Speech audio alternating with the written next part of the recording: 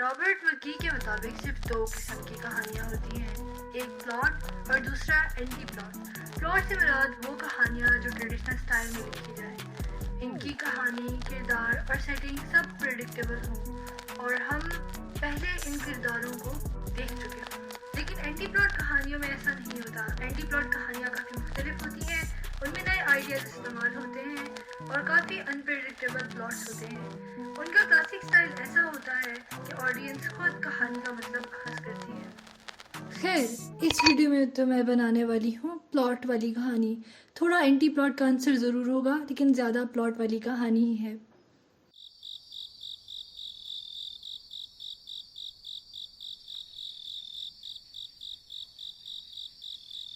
दरअसल एक दिन रात को 3 बजे मैं बोर हो रही थी।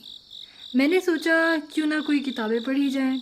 अब किताबों की बात की जाए तो अंग्रेज़ी किताबें मुझे बिल्कुल भी पसंद नहीं, और अपनी डेस्क पे पड़ी हुई नंबर को इग्नोर मारते हुए मैंने एक वेबसाइट सर्च की, वेब नॉवल।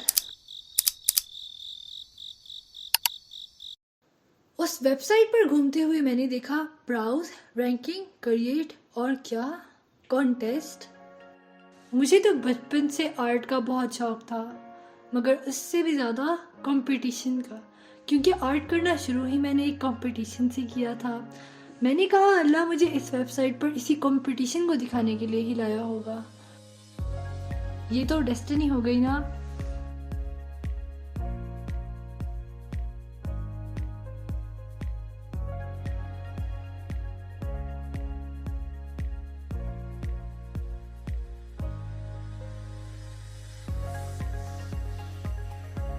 मैंने इस पर जल्दी से क्लिक किया और देखा कि इस कंपटीशन के इख्तिताम में सिर्फ 7 दिन बाकी हैं। 7 दिन।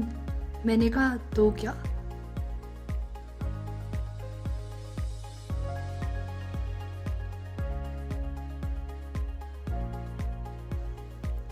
दरअसल एक कहानी मेरे पास ऑलरेडी है, काफ़ी महीनों पहले मैंने बनाई थी। मैंने कहा इसी कहानी के अंदर थोड़ी सी चीज़ें तब्दील करके मैं पोस्ट कर दूंगी।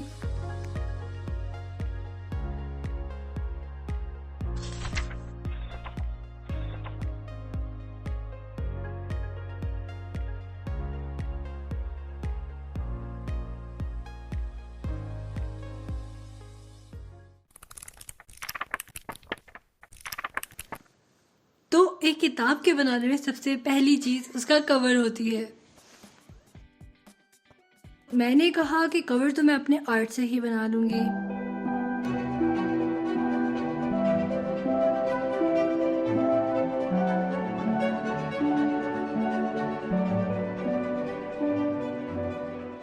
मगर मुतमईन ना होने पर एआई इंजन्स का सहारा लेना चाहा। ये मत सोचिएगा कि आसान था। मैंने पूरी रात लगाकर एक कवर बनाया।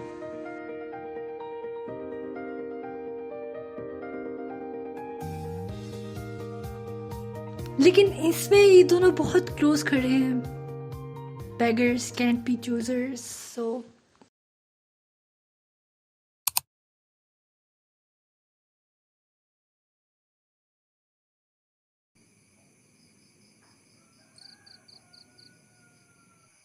फिर अगले ही दिन से मैं कहानी के वर्ल्ड को बनाने लगी, क्योंकि इस कहानी में सिर्फ एक चीज़ मिसिंग थी और वो था इसका वर्ल्ड। तो मैंने सोचा कि मैं इस कहानी को पाकिस्तान में नहीं बल्कि अमेरिका के किसी शहर में बनाती हूँ। दरअसल किरदार काफ़ी यंग है और बाकी किसी मुल्क में ये रोमांस थ्रिलर अच्छा तो नहीं लगेगा। तो मैंने डिसाइड किया कि ये कहानी 1960s में बॉस्टन में सेट करते हैं। अब आप पूछेंगे कि बॉस्टन क्यों, तो शायद इसका सही जवाब मेरे पास ना हो, तो गलत जवाब देते हुए चलती हूँ कि बॉस्टन में पॉन्जी रहता था, जिसने पॉन्जी स्कीम इजाद की थी। उसने बड़ा लूटा था लोगों को इस स्कीम से, बहुत कमाया था, मगर उसे एंड में जेल हो गई थी और उसे बहुत बड़े बड़े जुर्माने लगा दिए गए थे। मगर मेरी कहानी एक ऐसे बॉस्टन में सेट है जहाँ पर पॉन्जी पकड़ा ही नहीं गया, अल्टरनेट यूनिवर्स। तो इस पॉन्जी की बीवी के कत्ल से स्टार्ट होती है ये कहानी, और हमारी मेन लीड पॉन्जी की पोती होती है और उसकी बीवी ग्लेंडा की स्टेप ग्रैंड डॉटर। समझ रहे हैं ना, यानी दूसरी बीवी की औलाद की औलाद। और मेनली लड़का पॉन्जी का पड़ोसी होता है।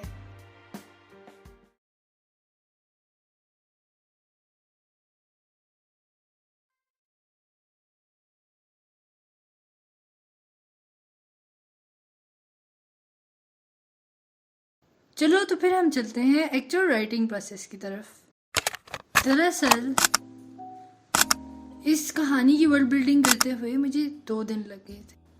इस टाइम में मेरी बहन, इस वीडियो की कैमरामैन, ने ये सोच लिया था कि वो इस कहानी को बताएगी कैसे। जाहिर है मिस्ट्री थी, कहानी में इंफॉर्मेशन कैसी बताई या छुपाई जाएगी बहुत मैटर करता था।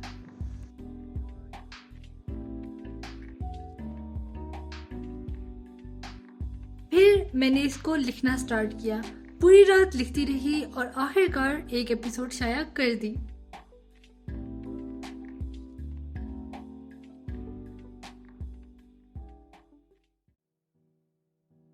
मैंने दूसरी एपिसोड लिखने की कोशिश जरूर की मगर लिखी नहीं गई।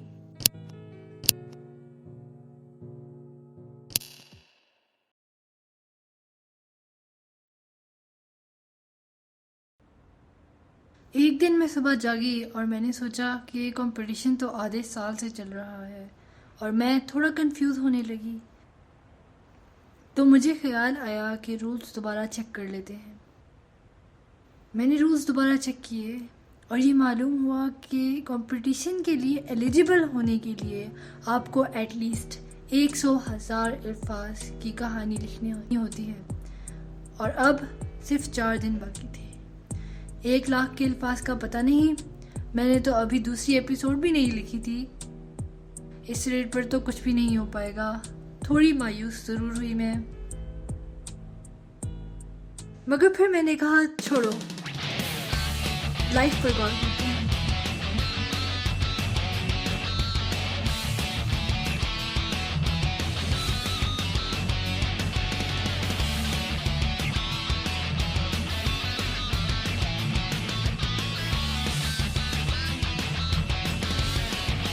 बस ऐसे ही कंपटीशन की डेडलाइन एंड हो गई और मुझे पता भी नहीं चला और मैं पक्का फेल हो गई।